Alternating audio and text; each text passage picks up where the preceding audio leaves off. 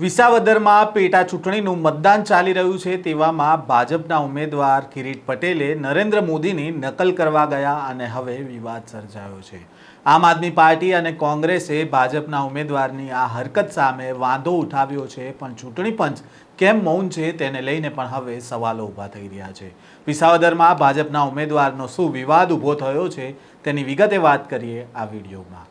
વૈષ્ણવજન તો તેને કહીએ જે પીડ પરાઈ જાનાને રે। નમસ્કાર, નવજીવન ન્યૂઝમાં આપનું સ્વાગત છે। હું છું જયંત દાફડા।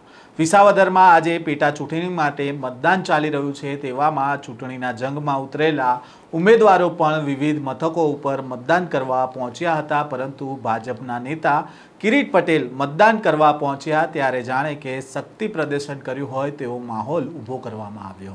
તેમની સાથે તેમના પત્ની હતા અને સાથે જ મહિલાઓનું મોટું ટોળું પણ હતું। જ્યારે કિરીટ પટેલ મતદાન મથકે પહોંચ્યા ત્યારે કદાચ તેમને નરેન્દ્ર મોદી યાદ આવી ગયા હશે ને એટલે તેમની કોપી કરવાનો વિચાર આવી ગયો અને શર્ટ પર લગાવેલું ભાજપનું કમળ હાથમાં લઈને ફોટા પડાવ્યા। એટલું જ નહીં પણ તેમના સોશિયલ મીડિયામાં પણ આ ફોટો મૂકવામાં આવ્યા। તેમણે મતદાન કરવા આવ્યા ત્યારે ભાજપનું કમળ તેમના શર્ટ પર લગાવેલું હતું, જ્યારે મત આપ્યો ત્યારે પણ તે શર્ટ પર લગાવેલું હતું, જેના ફોટો પણ સામે આવ્યા છે। જો કે આચાર સંહિતાના કેટલાક નિયમો હોય છે। મતદાન મથકના 100 મીટર અંદર કોઈ પણ પાર્ટીના ચિહ્ન કે કોઈ પણ એવું લખાણ તમે લઈ જઈ શકતા નથી।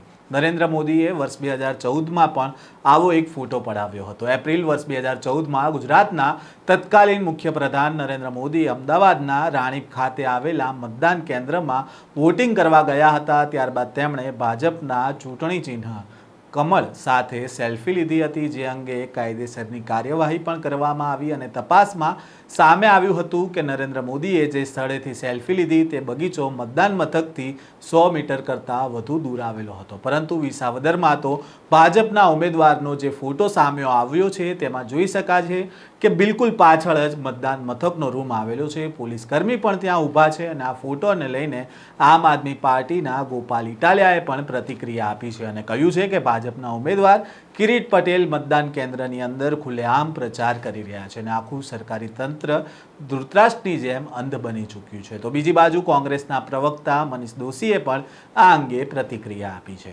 વિસાવદરની અંદર ભાજપાના ઉમેદવાર જે પોતે મતદાન મથકની અંદર પોતાના પક્ષનું નિશાન ચિહ્ન સાથે પ્રચાર કરતો હોય તેવો પોતાનો ફોટો જ એમને ફેસબુક ઉપર કર્યો, જે અંગે પણ કોંગ્રેસ પક્ષ દ્વારા ચૂંટણી પંચમાં ફરિયાદ કરવામાં આવશે।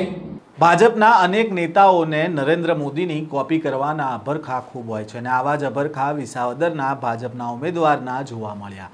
ચૂંટણી પંચ દાવો કરે છે કે મતદાન મથક પર સતત નજર રાખવા માટે કંટ્રોલ રૂમ બનાવવામાં આવ્યો છે અને સતત બારીકાઈથી મતદાન કેન્દ્ર પર નજર રાખવામાં આવી રહી છે, પરંતુ કિરીટ પટેલ જ્યારે ત્યાં આવ્યા ત્યારે કોઈ અધિકારીના ધ્યાનમાં નહીં આવ્યું હોય કે મતદાન મથકમાં જ ભાજપના નેતા ચિહ્ન બતાવી રહ્યા છે, કે પછી અધિકારીએ જોયું હશે પણ કહેવાની હિંમત નહીં થઈ હોય કે તમે 100 મીટરની અંદર આ રીતે ચિહ્ન ન બતાવી શકો।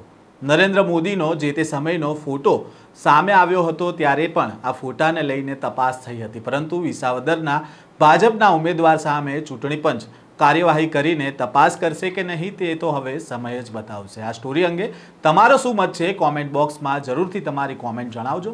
નમસ્કાર।